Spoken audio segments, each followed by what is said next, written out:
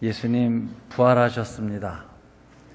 부활하신 예수 그리스도의 은혜가 오늘 부활절 주일 예배에 참석한 여러분들에게 충만하시기를 축원합니다.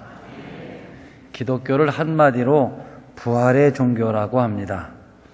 세상에 있는 모든 종교들은 모순되게도 이 죽음에서 생의 의미를 찾지만 오직 기독교는 부활에서 그 의미를 찾습니다. 인생은 허무하다. 빈손으로 왔다. 빈손으로 가는 것이다.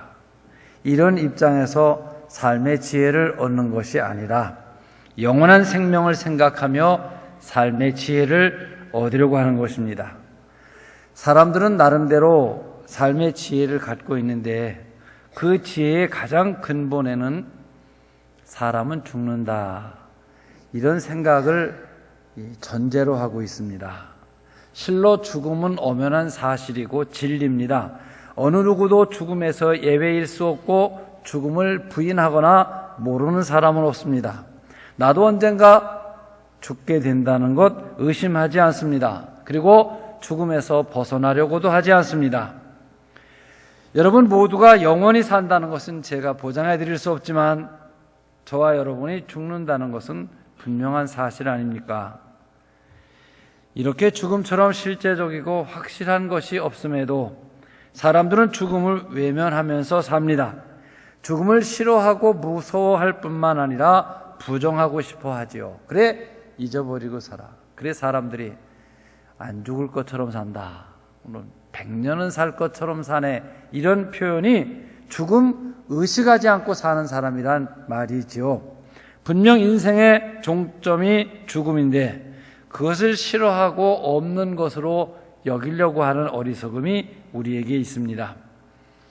아마 모든 사람이 죽음을 무서워하는 것은 죄 때문일 것입니다. 죄에 대한 심판이 죽음이고 죽은 다음에는 영원한 심판이 있다고 생각하기 때문에 죽음을 꺼리는 것이죠. 그러나 부활을 믿는 그리스도인에겐 이 죽음에 대한 자세가 근본적으로 다른 것입니다.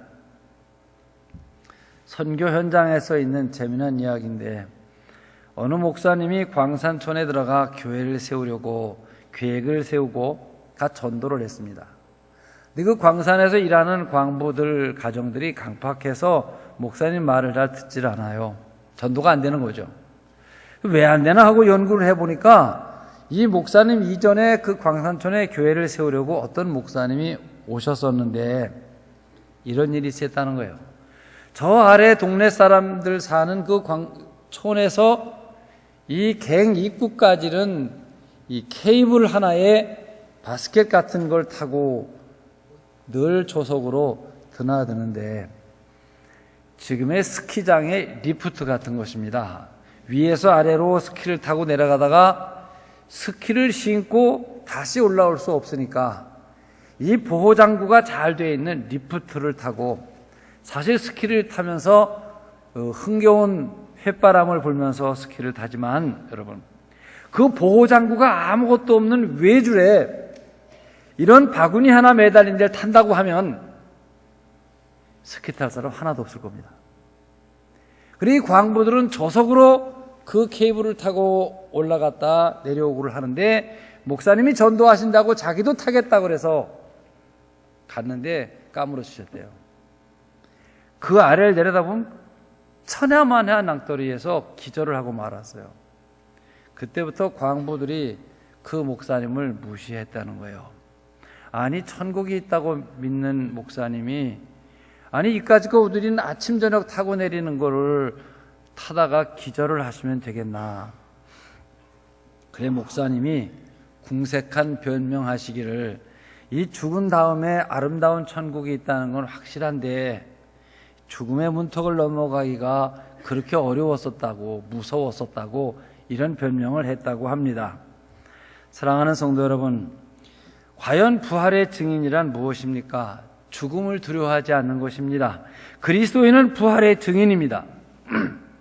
그래서 부활을 믿는 그리스도에게는 죽음이 문제되지 않는 것입니다. 죽음은 펼쳐질 다음 세계를 들어가는 문턱이라고 생각하기 때문이죠.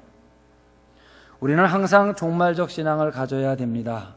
그리스도인은 언제나 죽음에 대해 생각하고 언제라도 죽음을 맞이할 수 있다는 것을 전제한 이 종말적 신앙을 가지고 살아야 되고, 그러기 위해서는 이 부활에 대한 진리가 체계적으로 우리 안에 정리가 되어져 있어야 하는 것입니다.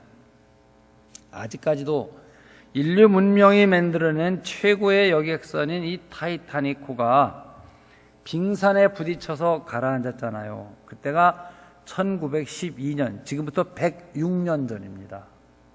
그 배에는 2,300명이 타고 있었어요.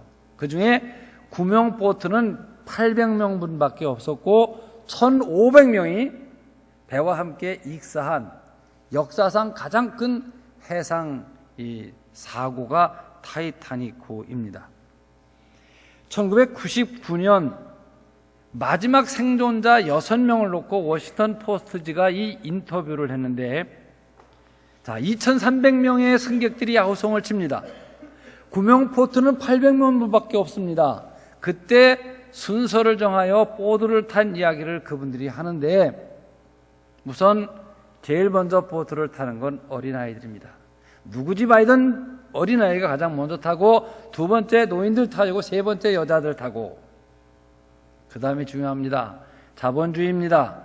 1등석에 손님 타고, 그 다음 2등석 손님이 타고, 어차피 800명밖에 타질 못해 1,500명이 익사된 일입니다. 근데 6명의 증인의 이야기가, 그 중에 1등석에 탔던 존 하퍼 목사님이 자기가 구명선 탈 것을 양보하고 그 물에 빠져 죽어져 가는 사람들에게 전도를 하시다가 마지막 생을 마쳤다는 거예요. 예수님은 나사로가 병들었다는 말을 듣고 말씀하시기를 나사로가 잠들었도다, 이런 말씀하셨어요. 사도 바울도 우리 성도들의 죽음을 잠자는 것으로 표현을 했습니다. 마치 옷을 입다 버리는 것과 같은 일이죠. 우리가 옷을 사면 새 옷을 입으면 좋습니다. 새 옷 싫은 사람이 있겠어요?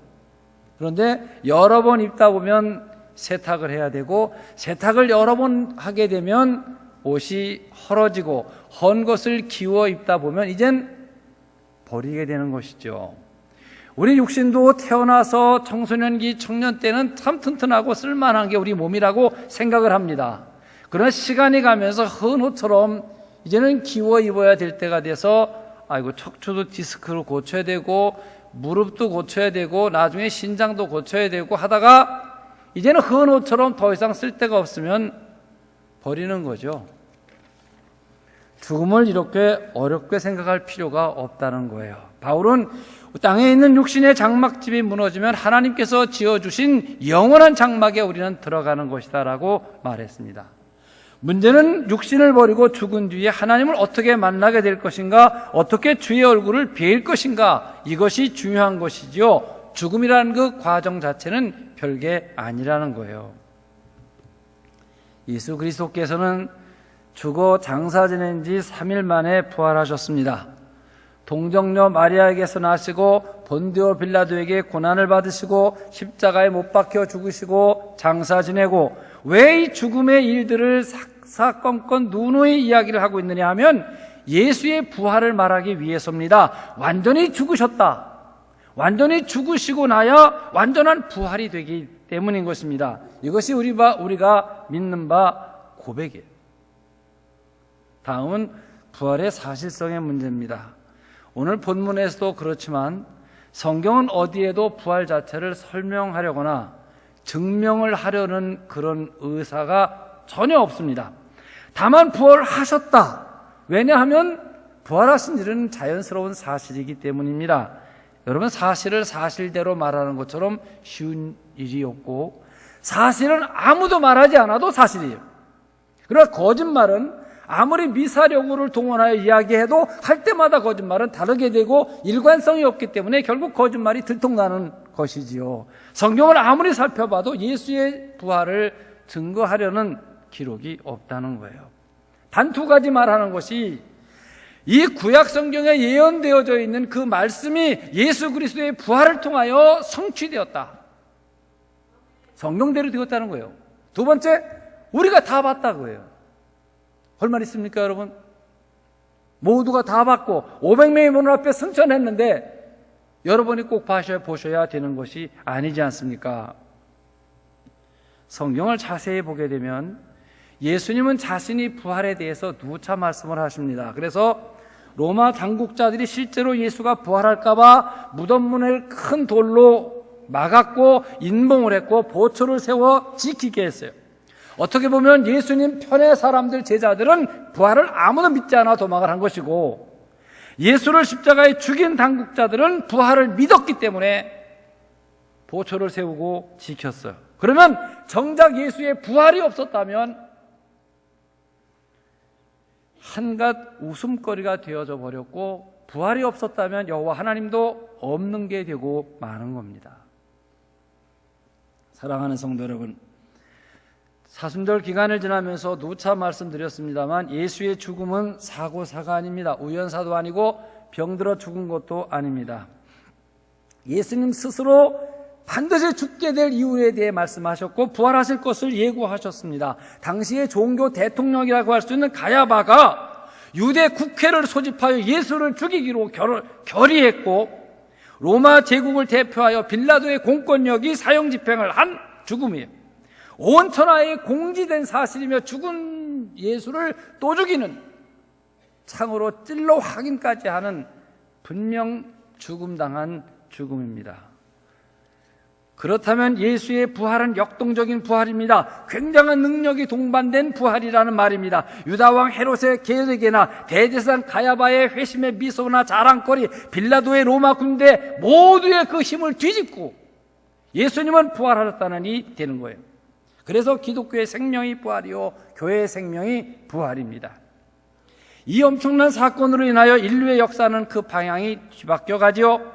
로마 황제의 이름에서 연호와 기원으로 모든 시간 단위를 사용하던 것이 예수 이전 BC, Before Christ, 그리고 예수님의 역사 AD 아노 도민이라는 라틴어로 우리 임금님의 연호의 시작, 그런 말이에요. 지금은 전 세계가 다 추후 몇 년 하는 AD의 연호를 쓰고 있는 것을 보면 얼마나 대단합니까?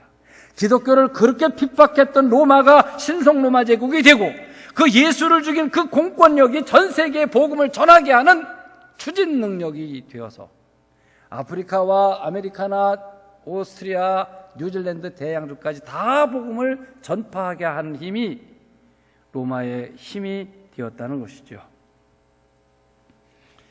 이 모든 사건들이 예수의 부활과 함께 시작된 일입니다. 오늘 우리들에게 있어서도 마찬가지입니다. 실패와 좌절, 시련과 역경 속에서도 기도하는 신앙인은 보잘것이 없습니다. 그러나 여러분, 십자가와 부활을 믿는 신앙인은 위대한 것입니다. 결코 쓰러지지 않습니다. 일어나 다시 나아가는 것이 부활을 믿는 신앙인입니다. 이 비밀을 사도 바울은 우리가 이 보배를 질그릇에 가졌으니 이는 능력의 힘이 큰 것이 하나님께 있고 사람에게 있지 아니함을 알게 하려 함이라. 우리가 우겨쌈을 당하여도 쌓이지 아니하며 답답한 일을 당하여도 낙담치 아니하고 박해를 받아도 버림받지 아니하며 거꾸로 트림을 당하여도 망하지 아니하고, 우리가 항상 예수 죽인 것을 짊어지고 예수의 생명과 함께 다시 말해 비록 세상에 볼 땐 초라한 그리스도인 한 사람이지만 예수의 죽고 산 생명을 가지고 사는 부활의 사람이기 때문에 세상에 어떠한 것도 그리스도를 이길 수 없다는 이야기입니다.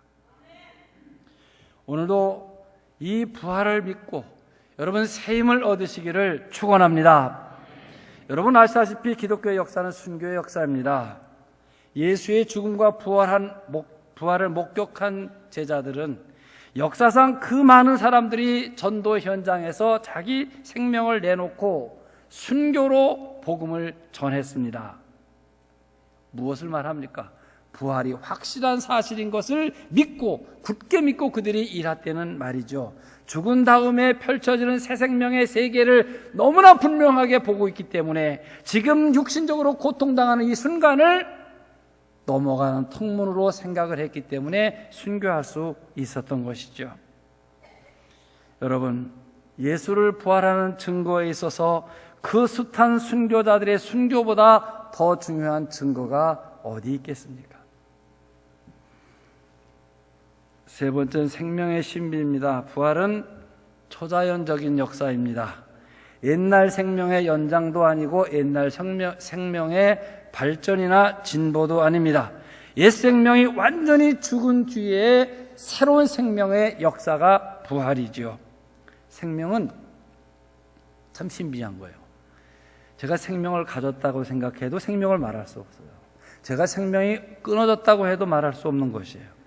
어제도 교회 주변에 나무들을 돌보고 여럿이 봉사하며 그 파릇파릇 싹이 나는 그런 것을 보았어요.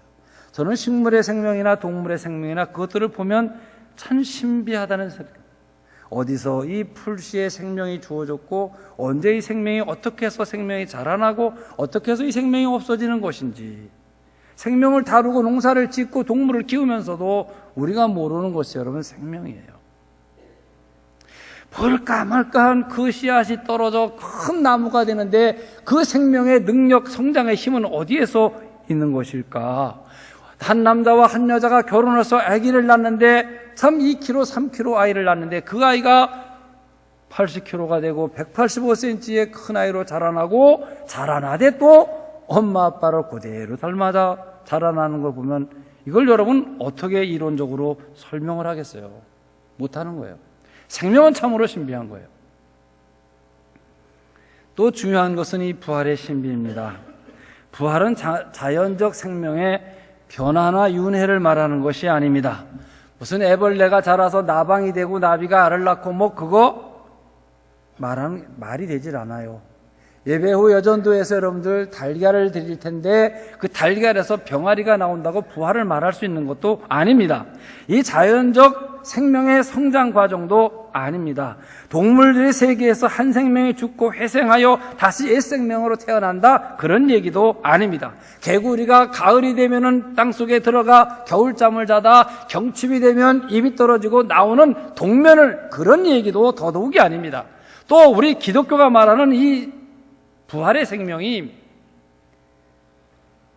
한 생명이 살다 늙고 죽을 때에 그 생명으로 사는 걸 말하는 것도 아닙니다.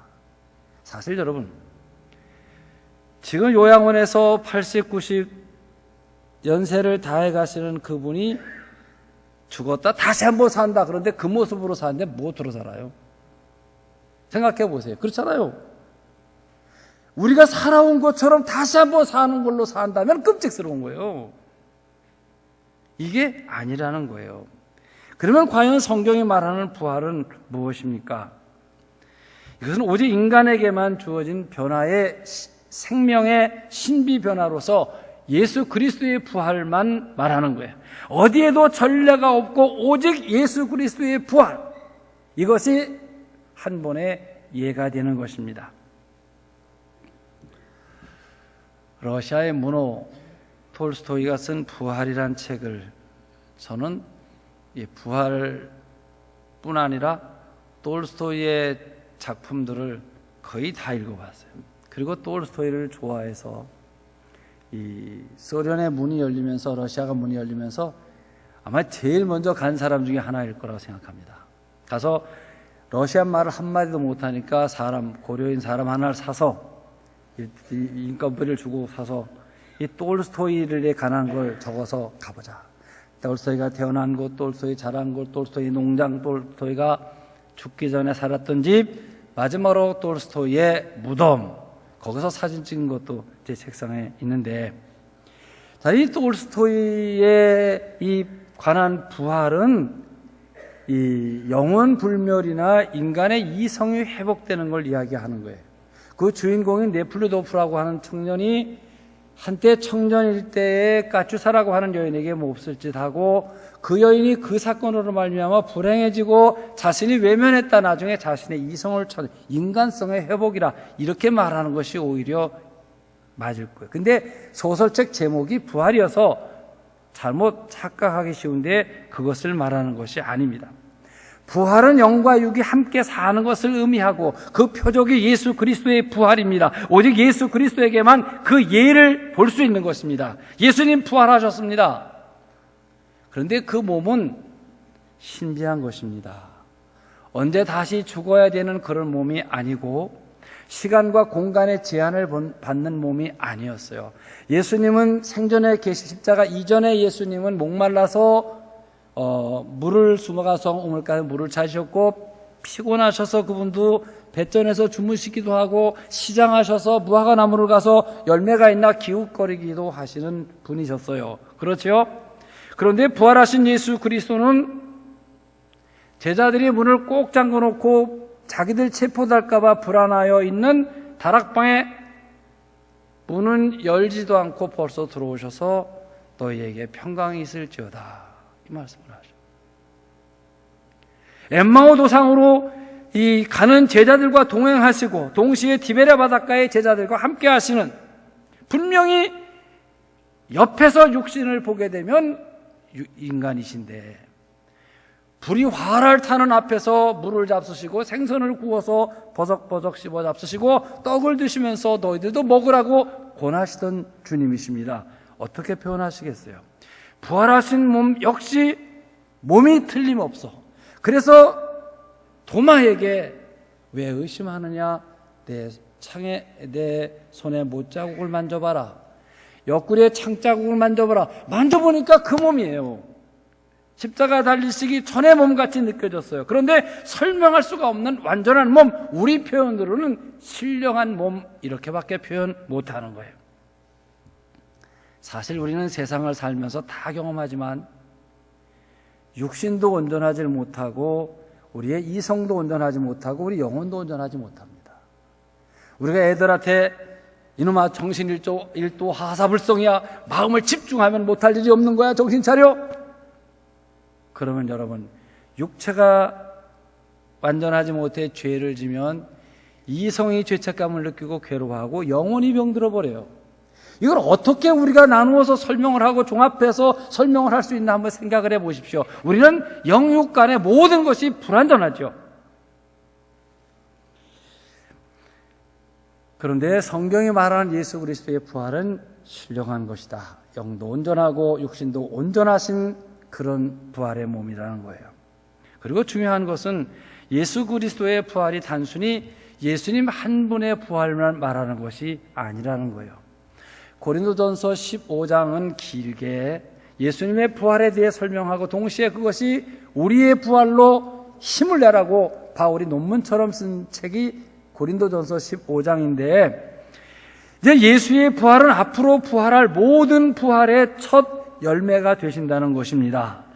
예수로의 부활은 이제부터 예수와 연합된 모든 생명체의 같은 부활의 대표적인 첫 열매가 예수의 부활이라는 거예요. 참 설명하기 어려워요. 제가 예를 든다면 제 지혜를 갖고 교회 앞에 목련나무에 꽃이 하얗게 폈어요. 그런데 이제는 한 그루의 목련나무가 꽃이 피면 이 동네 목련과에 속한 모든 꽃은 다 피는 거예요. 예수님이 부활하셨어요. 잠자는 들의 첫 열매가 됐어요. 그 신령한 몸이셔요. 이제는 예수의 생명에 연합된 모든 자가 다 부활. 이게 우리들이 누릴 부활이에요. 그래서 예수님께서 첫 견본으로, 샘플로, 첫 예로 그 부활을 우리에게 보이시는 거예요. 그래서 우리는 예수의 부활, 그리고 우리들의 부활, 나의 부활, 이런 고백을 하는 것입니다. 네 번째는 예수 그리스도의 부활의 역사적 사실과 이 신앙적 부활입니다. 예수 부활과 부활 신앙에 있어 혼동하기 쉬운 두 가지 개념을 정리해야 되는데, 예수님의 부활이 역사적 사실이라는 것에 대하여 흔들림이 있어서는 안 됩니다. 동시에 예수의 부활은 나의 부활인 신앙적 사건이 되어야 한다는 것입니다. 먼저 예수님이 부활하셨다는 사실은 역사적 실제 사실입니다. 자, 여러분, 역사적인 실제 사실이란 말은 우리가 방금 고백한 사도신경에서 동정녀 마리아에게 성령으로 잉태하신 것과 같이 예수님이 십자가에 달려 죽으시고 부활하신 사실을 믿는다는 이 객관적 고백을 했습니다. 이 말은 우리의 믿음의 대상이나 원리가 어떤 사람의 개인의 신앙 체험이나 어떤 신화나 꿈꾼 걸 보고 믿는 그런 일이 아니라는 말입니다. 실제적으로 여러분, 임진왜란이 있었습니다. 1592년도에. 모르는 사람은 역사 공부를 안 한 거지, 그 사람이 모른다고 임진왜란이 없었던 게 아니다 이 말이에요. 그 사람이 믿던 내가 안 믿던 할 것 없이 임진왜란은 역사적 사실이에요. 나중에 역사 공부하면 그도 믿게 되겠죠. 이런 얘기예요. 보세요. 당시에 로마 총독 벨라도의 재판을 받아 십자가 달려 죽으신 것, 그 일을 잊게 하기 위해 대제사장 가야바가 당시 자기들의 국회의원들을 다 모아놓고 예수 죽이자고 결의한 역사적 사실, 당시에 현역 국회의원이었던 니고데모와 아리마대 요셉이 와 있는 것, 왜 이런 관직에 있는 사람들을 다 동원시키느냐 하면 몇 년, 몇 월, 며칠 날 어떤 일에 의해 예수는 이렇게 죽고 분명히 역사적으로 살았다, 이거를 말하는 겁니다. 여러분, 기독교가 역사적 종교일 때 어느 시대, 어느 역사에나 예수를 믿으면 구원받는 것이에요. 이건 굉장히 중요한 것입니다. 두 번째는, 아무리 역사적인 사건이라 할지라도 내 믿음의 신앙적 사건이 되지 않으면 내게 힘이 되질 못합니다. 자, 누가복음과 요한복음의 끝부분을 보면, 누가복음 24장을 보게 되면 엠마오 도상으로 가는 제자들과 예수님이 동행해 가시는 이야기가 나오죠. 그들의 모습을 상상해보면 어깨를 축 늘어뜨리고 시리에 빠졌어요. 낙향하는 겁니다. 다 예루살렘의 꿈을 포기하고 이제 고향에가 농사나 짓자, 이런 생각을 갖고 낙향하는 거예요. 길을 가시면서 예수님께서 물으십니다. 오늘날 너희가 길을 가면서 하는 말이 무슨 말이냐? 저들이 대답을 합니다. 당신은 3일 동안 예루살렘에서 된 일을 모르냐? 우리가 믿었던 예수가 십자가 달려 죽었다, 그리고 3일 후에 부활했다고 사람들이 이야기하더라. 그러나 나는 믿어지질 않아서 지금 엠마오를 향해 가는 길이다. 자, 여러분, 예수 부활하신 역사적 사건이 있어요.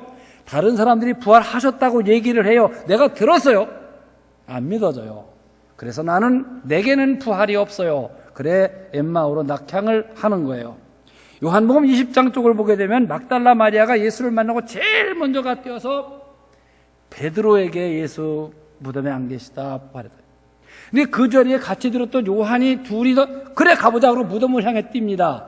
자, 듣기는 베드로가 듣고 잘 뛰기는 젊은 요한이 먼저 뛰어갔는데, 먼저 간 요한이 기다리고 나이 먹은 베드로가 오고 나서 봅니다. 보니까 이 세마포를 개서 딱 해놨어요. 이렇게 되면 예수는 부활했고 마리아가 증거했어요. 그리고 무덤도 내가 와 봤어요.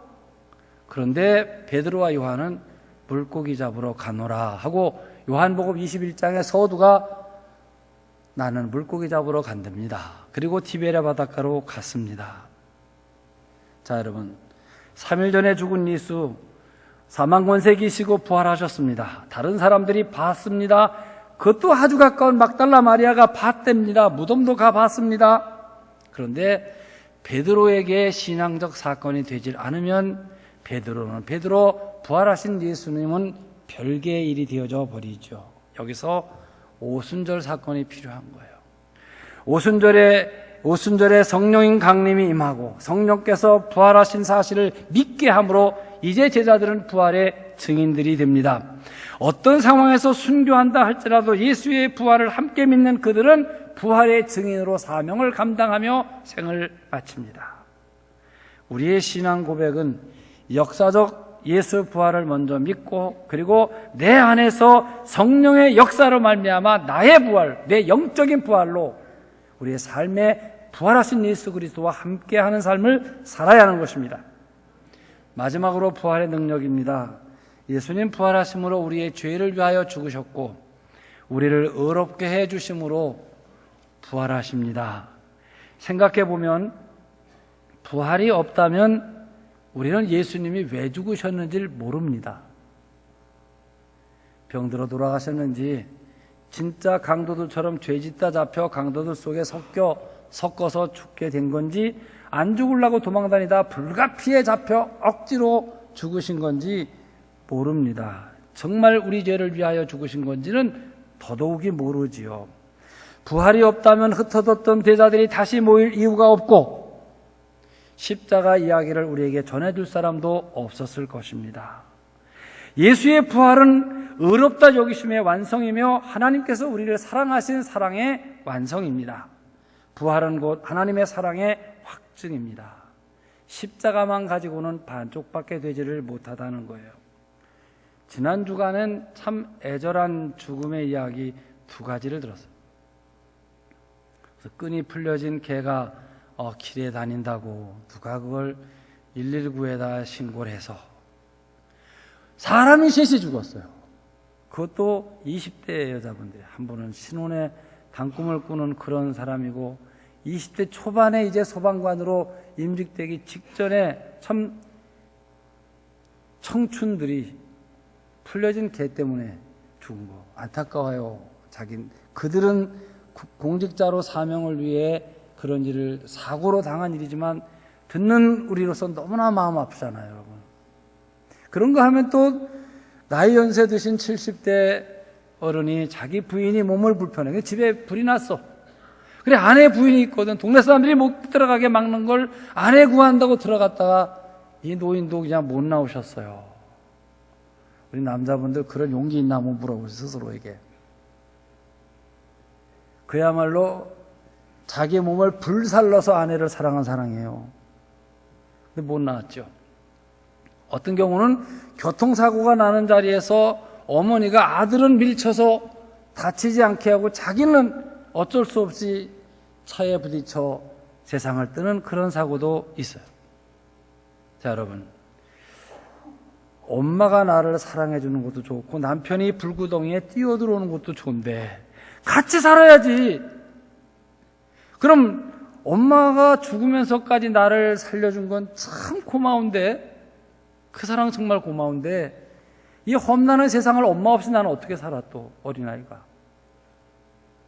엄마 사랑을 아는 것으로 세상에 사라지는 게 아니잖아요. 여러분, 예수님이 우리의 죄를 용서하고 우리를 사랑하셔서 십자가에 달려 죽으신 건데 왜 죽으면 어떡하냐고. 우리는 험난한 세상을 어떻게 살라고. 하나님이 세상을 이처럼 사랑하사 독생자를 주셨으니 누구든지 멸망치 않고 영생을 얻게 하여 주셨는데 예수님이 십자가에 죽으신 것만 가지고는 안 된다는 거죠. 부활하셔서 우리와 함께 사셔야만 되는 거예요. 그래서 부활은 하나님의 사랑에 대한 확증입니다. 그리스도의 부활은 모든 믿는 자들의 능력이 됩니다. 이제 여러분, 부활을 체험한 제자들의 변화를 보십시오. 엠마오 도상에서 제자들은 거기서 날이 어두워 유숙해야 되는 순간입니다. 그래서 예수의 말씀을 듣고 가슴이 뜨거워져 그 밤을 거기 있지 못하고 줄다름을 칩니다. 어디로? 예수가 죽은 예루살렘으로.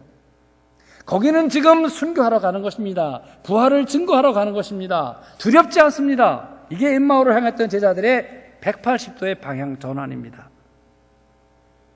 모닥불 앞에서 예수님 들으실 만한 거리에서 모른다 부인하고 맹세하고 저주했던 비겁한 베드로가 부활하신 예수 그리스도를 만난 뒤에 어떤 사람이 되었나 생각해 보십시오. 오순절에 설거자가 되어 하루에 3,000명, 5,000명을 회개시키는 이런 능력의 사도가 되었습니다. 그 능력이 땅끝까지 이르러 복음을 전파하는 능력이 되고 그 능력이 부활의 증인으로서 순교하는 삶을 살게 하는 것입니다. 여러분, 오늘 부활주일 예배 행사가 아닙니다. 부활하신 예수 그리스도가 여러분의 신앙 안에서 여러분의 부활이 되고 그 부활하신 예수 그리스도와 함께 험난한 세상을 승리하시며 예수의 증인으로 살아가시는 여러분들이 되시기를 축원합니다. 기도하겠습니다.